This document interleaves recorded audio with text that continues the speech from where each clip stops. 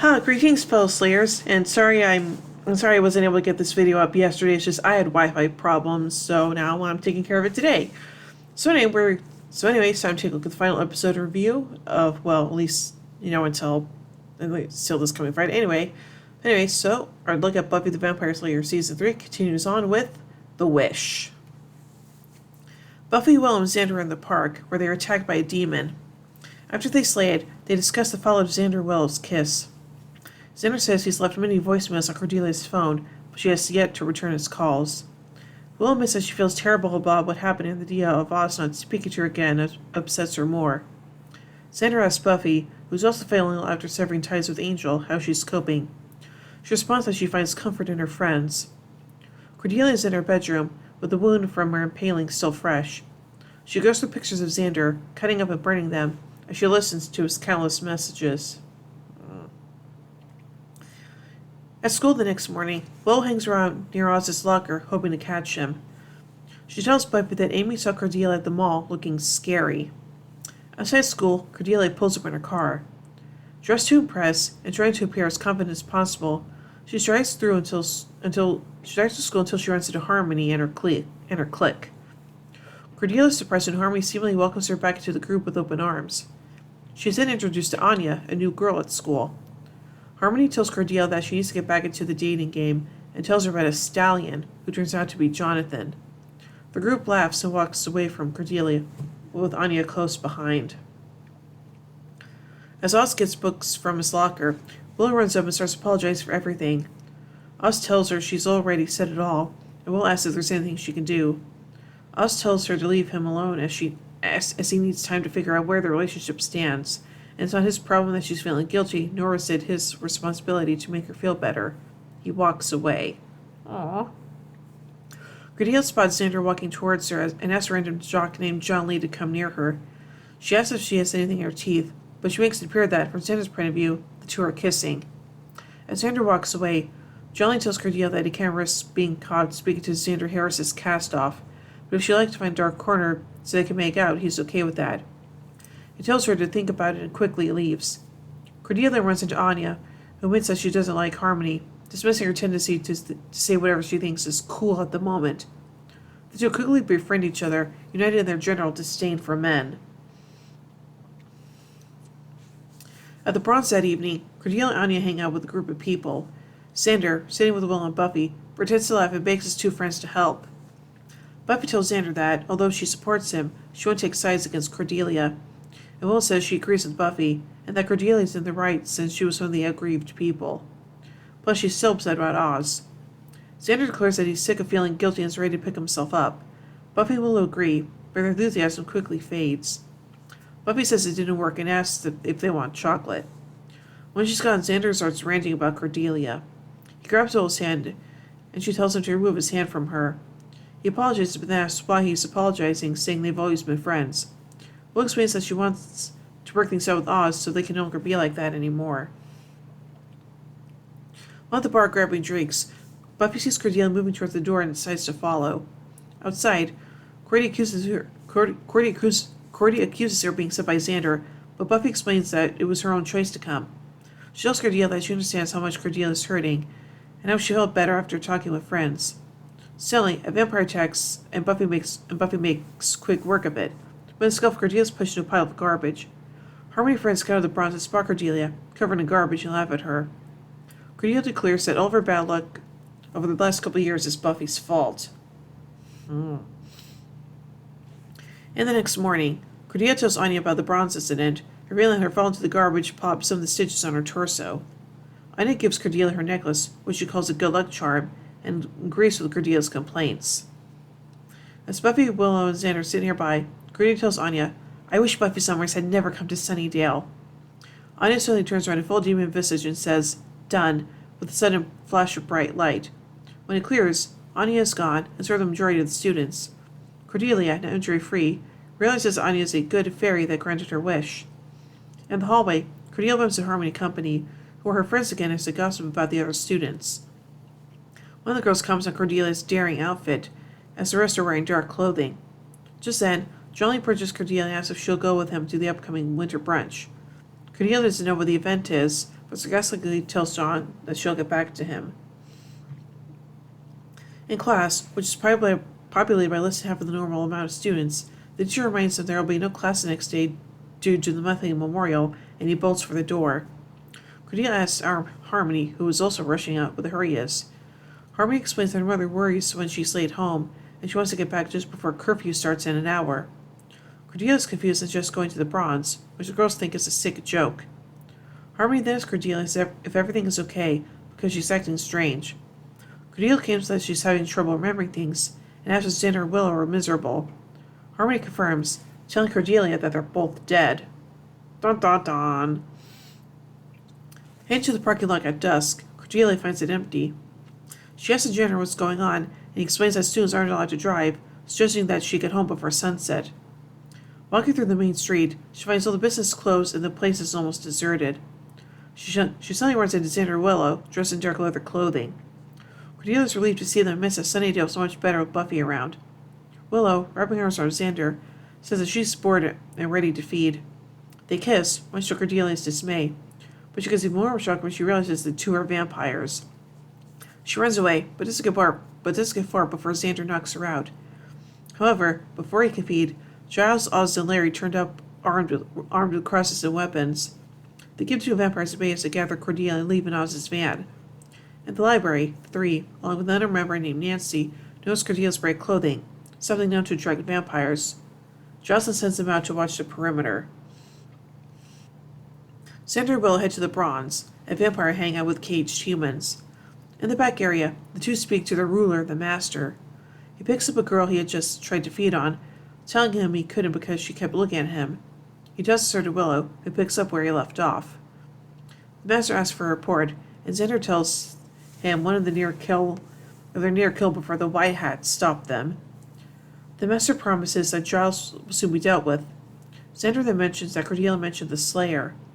And the Master tells him it's especially important to keep the Slayers out of the opening of the plant less than a day away, and orders the two to kill Cordelia or else, since she spoke of summoning a Slayer. In the library, Cordelia wakes up, telling Giles it was all because she made a stupid wish, but Giles assumes she's hysterical.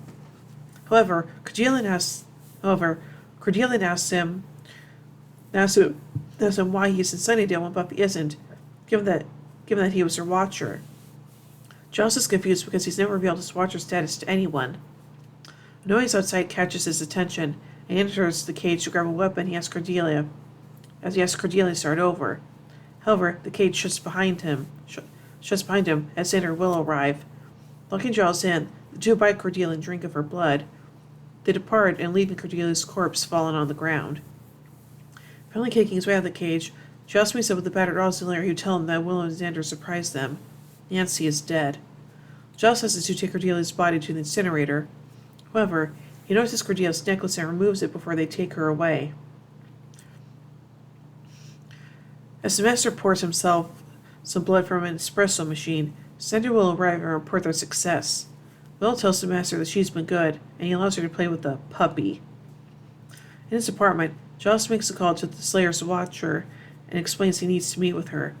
However, he learns that Slayer doesn't check in with her watcher often because she's so busy, so Giles leaves a message before going back to research. Willow heads into an area where a figure is lying in a cage. Willow talks to the prisoner about how much she hates daylight, but now she's allowed to play. The man in the cage doesn't answer, so Willow enters and yanks his head back, revealing the prisoner to be Angel. She opens his shirt to reveal several large open sores. Willow boasts that the people Angel tried to save will die that evening, but it'll be quick, which is more than can be said for Angel. Xander tosses Willow some matches and tells her that he's more than happy to watch. Willow lights a match and prepares to have fun. Ugh. With the necklace in hands, Giles finds references to a demon named Anyanka, the patron saint of scorned women. Larry asks what she does, and Giles explains that Anyanka grants wishes. He then remembers Cordelia saying that the world was meant to be different. He sends Oz and Larry home as he prepares to look through more research materials. Driving back to his apartment, Giles spots vampires herding several people into a truck. He attacks every citizens but cannot fight out the vampires. As he lies on the ground, He hears a scuffle and the vampires are slain. Looking up, he sees a battle-hardened girl who confirms that she is Buffy Summers and asks him what she's doing there. Taking Buffy to his house, Giles explains that Anyanka's powers lie in her power center and, if it's destroyed, all the wishes she for granted will be reversed. Buffy isn't interested and simply asks how to kill her, but Giles explains that it isn't necessary. Giles tells her that the Master is the supreme vampire in the town and is planning something for that evening. The Slayer immediately sets out to kill him. Giles tells her she'll need a plan, but she's interested and demands to know where the Master lives. Buffy goes to the Bronze to find it completely deserted. Heading into the basement, she finds Angel cowering in the cage. He recognizes her and tells her he waited for her, but she never came. When the Master rose from the Hellmouth, Angel was imprisoned. He has to be released so he can help her, and Buffy, tired of being regarded as Sunnydale's savior, moves to free him. However, when Angel recoils from her cross pendant, Buffy realizes he's a vampire. She bucks the idea of releasing him, thinking he's leading her into a trap. Angel shows her his scars, explaining that if nothing else is true, he wants the Master dead. At the plant, the Master gives a speech in front of an assembled throng of vampires as well as Xander stand at his side. In a nearby holding area, human prisoners, including the newly captured Larry and Oz, listen as the Master explains his plans. He's pushing aside the anarchic tradition of hunting and killing, introducing mass production. He hears one of the prisoners, a member of Harmony's gang, places the machine in front of him. She struggles, and the vampires stun her into paralysis. Still alive, she's moved along the conveyor as several metal arms are forced into her body, draining her blood. In his apartment, Giles is in the middle of summoning Anyanka. His ritual is successful, and Anyanka appears, upset that a man summoned her. As the Master finishes his speech, Buffy and Angel arrive. She points a crossbow at the Master and fires, but he spots her and uses Xander as a shield. They are hitting him in the shoulder. All hell then breaks loose as Angel releases the prisoners. They all scatter except for a few, including Larry and Oz, that stay to fight the vampires. Giles asks what Cordelia wished for, and Anyanka just gloats that she had no idea the wish would create such an exciting world. She vences on him, but Giles isn't afraid as Anyanka's power lies solely in the wishing. Anyanka grabs him by the neck and lifts him off the ground, telling him that she is the wishing. As Buffy fights the numerous vampires, Xander attempts to attack from behind. Angel spots this and saves her, though he's taken in the process. He says Buffy's name just as he turns to dust. Buffy continues the assault.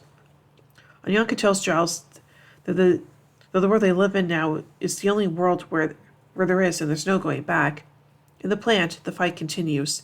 Buffy takes Xander, and as Oz pushes Will back onto a broken slide of the wooden cage, killing her. The Master moves to fight Buffy personally. Giles spots Anyanka's necklace, identical to the one Cordelia was wearing, glowing. He rips it off her. Buffy fights the Master, but she's overtaken and is able to snap her neck. Ugh! Giles grabs a blunt object from his desk and prepares to destroy the necklace. Anyanka tells Giles he has no way of knowing if the other world is truly better. Giles, knowing the other world couldn't be any worse than this one, doesn't hesitate and smashes it. Buffy's body drops to the floor as the wish reverses. Everything reverses to the exact moment Cordelia wishes that Buffy had to move there, though the former doesn't remember anything. Anya attempts to grant the wish, but nothing happens. Cordelia, enjoying the idea of wishing for stuff, starts to wish horrible things on her former friends and men in general. Anya follows, unsuccessful in granting any wishes, as Buffy, Will, and Xander sit nearby, talking and laughing. Whew. So now let's take a look at some continuity surrounding this episode. After Buffy slays the demon, Will asks, "Is he going to go poof?" She will say similar in Hell's Bells. Is anyone else waiting for it to go poof? Buffy's talk about Cordelia outside the Bronze mirrors the talk they had in the episode when she was bad, only in reverse roles. This is the second time Cordelia is caught outside the Bronze in garbage, the first being in some assembly required. This episode marks Anya's first appearance. Her first arrival happens to serve revenge on Xander, both eventually falling in love with each other, as they declare him primeval and into the woods. The scene where Cordelia walks through Sunnydale's main street, finding a deserted wasteland with the populace too frightened to venture out at night, is repeated shot by shot in Doppelgangland, when Vampire Willow finds it full of happy people. The Wishverse showcases the difference Buffy coming to Sunnydale makes, that things would be infinitely worse without her. This is especially relevant in Gingerbread, which raises questions whether Buffy really does any good by being the Slayer. This marks the first episode in which an evil form of Willow says her catchphrase, "Bored now." She only repeats this in Doppelgangland and Villains. In the Wishverse, the Master was able to free himself and rise to the surface. His attempt to do so during the Harvest had been prevented by Buffy in the episode The Harvest. This is the first mention of Cleveland, Ohio as another Hellmouth and Centered Demon activity to be mentioned again in Chosen. Angel describes Buffy as his destiny. This is confirmed to be literally correct, as Wizard reveals that they were inevitably destined to meet each other and create the Twilight universe for a greater evolution. And Riley, given with their distance, virtue, their sin, and the hero of his own story. Just reads that destroying Anyanka's necklace reverses all of the wishes she fulfilled. This used to only play in the world where the power center is destroyed, as the episode Hell's Bells. One of her former victims is still under her curse. Angel does not appear in the scenes taking place in the main reality, as he is keeping his distance from Buffy after the events of Lover's Walk. This episode's premise is similar to that of Birthday. A despite and disillusioned Cordelia makes a pact to have history rewritten, resulting in a future which Cordelia initially appreciates, but soon regrets due to the tragedies that resulted from her decision, and the timelines eventually return to normal. So let's take a look at a production note surrounding this episode. From this episode on, the vampire dusting effect now features the vampire skeleton as they turn to dust. And now let's take a look at some pop culture references. Willow understands Buffy's request for a knife as Nerf, a brand of foam toys. The luxury fashion brands Prada and Gucci are mentioned, as well as the contrasting discount brand Payless. In the conversation between vampire Xander and Cordelia says, "No, Buffy the dog-faced girl," a reference to Jojo the dog-faced boy. In the same conversation, Cordelia mentions Bizarro Land. Bizarro World is a fictional world in DC Comics where many things are the opposite or bizarrely different from the way they are on Earth. The small vampire hunting cadre is referred to as the White Hats, which refers to a tradition in the Western genre films of heroes wearing white hats. When the Master sits down at the bronze and asks from Xander, he says, "Now, when who's in the Rialto?" This is a quote from Shakespeare's The Merchant of Venice. At least the third time this play has been mentioned on Buffy. Onyanko uses the phrase "Brave New World," a quote from the Shakespeare play The Tempest, which also lent its name to the famous novel. And now finally, let's take a look at a goof. After Cordelia asks the Cordessa if they want to go to the bronze, a microphone is visible above Harmony as she asks, "Is that a joke?" So overall, I think this episode is pretty good. It's pretty darn good, and yeah, it's definitely one of those be careful what you wish for episodes, so yeah. So overall, I give The Wish 4 vampire steaks out of 5. Well, anyway, tune in next time as we take a look at the next episode, Amends. So, until then, here endeth the lesson.